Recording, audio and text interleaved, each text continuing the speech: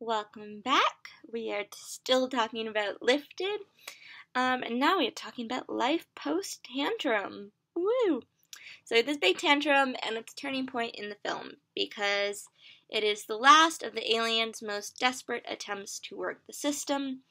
After this, he actually takes out a manual to try and figure out the driving with some help. So he really forfeited his chance at passing the test with his tantrum, and so at this point he really just wants to finish the job. So with this change, because he is now he's had his emotional explosion and he's a bit less funny, the comedy switches to the sleeping man. So with the manual's help, the alien actually aligns the man correctly, but the beam is pulling him up backwards. So he almost has it right, but not completely. And so then we get to one of Pixar's crudest jokes. Usually they don't go crude, but this time I will give it to them. So it's one of Pixar's crudest jokes because the man's backside gets stuck in the window, and each tug from the spaceship reveals more and more of his butt crack. Since this man is kind of unfamiliar to us, this doesn't really feel too cruelly unjust. We don't know him, and we are the only people who witness it, and he won't remember it, so we can kind of chuckle to ourselves softly and not feel too bad about it. And so all it does, really, is kind of emphasize the ordinariness of this man. He's not super special. And it also juxtaposes it, again, with what is happening to him, which is remarkably extraordinary. So very ordinary guy, extraordinary circumstances, very funny. So after this brief setback, the alien finally gets a moment of brief triumph.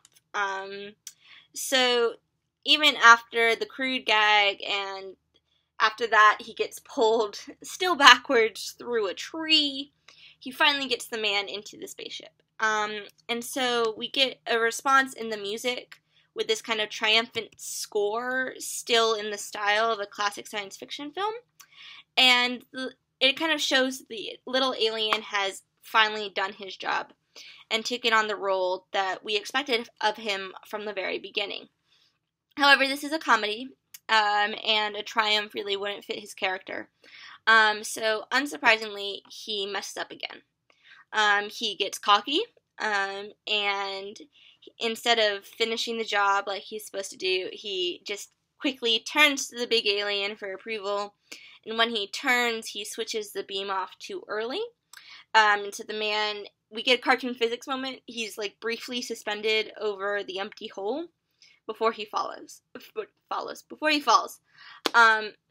So the failure is linked to the alien's cockiness, and therefore we feel very little sympathy for him as the man falls. And so this failure is a little bit like the Knick-Knack fall in that it has the highest stakes in real life because the man would die from such a fall, but we're still in cartoon world. So while the rules of cartoon physics have been honored up until this point by the lack of harm that have come to the man, the rules are broken in this moment for story purposes, because the film does need a dramatic climax, like the globe and Knick-Knack. And so therefore the new stakes are indicated by the big alien finally reacting and intervening to catch the man. And then, so he has this awesome sequence where he goes all super professional, and we get to see how it's really done. And we also get a really funny moment where there's a Mission Impossible reference when the man kind of splays right before the ground in kind of a spread eagle, which is, again, a reference to Mission Impossible if you've seen it. And this new action also, like I said, gives the big alien a chance to shine. So he has the same neutral expression, but he shows the little alien how it's done. He's really fast, and his arms kind of move in this alien blur as he fixes everything. And it has a really funny juxtaposition with what is actually happening, because you get this very calm setup in the living room where everything kind of falls back into place. like, the water gets poured back into the glass, and he tucks the guy in, and everything is okay again. And so we get a cutback after that to the big alien, ready to leave. He's done. But to kind of add to the emotional significance of the ending, we have the little alien crying next to him. So this is, again, a big key moment in differentiating Lifted from Knick-Knack. Because when Knick-Knack ended at the snowman's final failure, Lifted gets an emotional coda to help satisfy the moments that we sympathized with the little alien.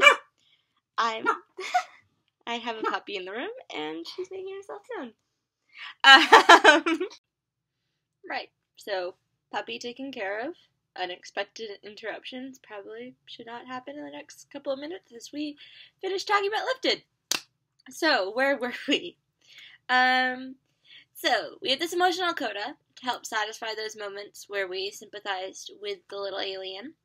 But there's enough unlikable about him that we are okay with his final failure. But this little coda makes us feel a bit less heartless. So the big alien, who has his hands on the controls at this point, looks over at the little alien, who is sniffling, clearly upset, and looking just very pathetic. And so for the first time, we see the big alien's expression change, and it becomes a mix of compassion and concern. To try and mollify the little alien, he offers up the controls to fly the saucer home. So he may not have succeeded in abducting this guy, but he can drive the ship home.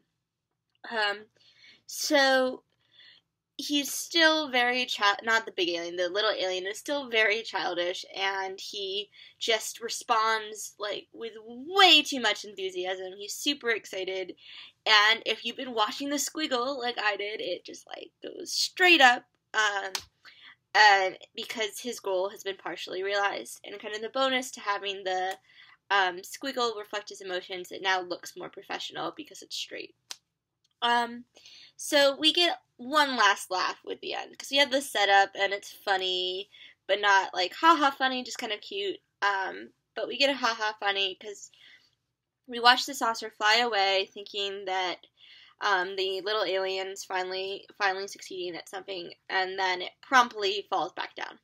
So he wasn't even up to his condolence task, like he's not even good enough to drive it all the way back. And so in a nod to the man's strange good luck throughout all of this, there's like a column left, and on top of that column is the man still sleeping, nothing's changed, because it was conveniently located where the saucers, where the center of the saucer was, so it just left a big column. And so it leads to one final joke in the credits when we thought we're done, we're in the credits, we get a sound gag in that we hear the man finally get up through an alarm clock, and suddenly his luck runs out because we hear him fall off the column and we hear him scream. And so it's just one little final gag to make us laugh and remember what it was all about. So Lifted is kind of a step in a new direction for Pixar comedy. In that it introduces a somewhat sympathetic protagonist. It plays with the idea of inserting sentimental moments into a short dominated with laughs, and most of the time Pixar stories are kind of the reverse, where we have sentiment punctuated by laughs. So this is kind of a new twist off of an old formula. So Knick-Knack is an exception in that at no point there's no sentiment in Knick-Knack. So it's not even a reverse of the mix, there's no mix at all. So Knick-Knack teaches us a basic comedy structure, and then Lifted teaches them a more emotional complexity. But at the moment, though, we don't have much character development. We see slight changes, but not a lot. And we don't see much of a relationship between the two characters. That's what's going to change next. That's their next big step. So Presto is going to be the only comedy where a character learns something at the end of this long series of gags. So get excited. That's what we're going to talk about next week. I absolutely adore Presto. I think it's brilliant. If you have the luxury of having the DVD, I recommend watching it with commentary, but just whatever way you end up, find a way to watch it.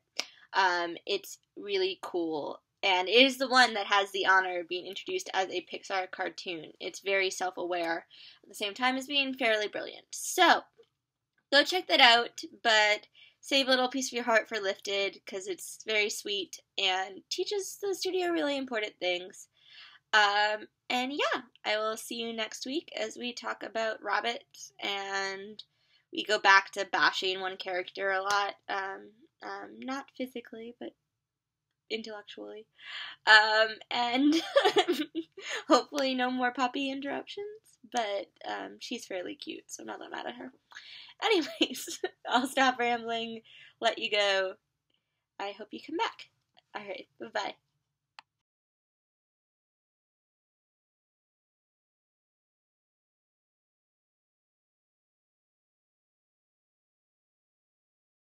Wow. Shush! Shush, Twinkie!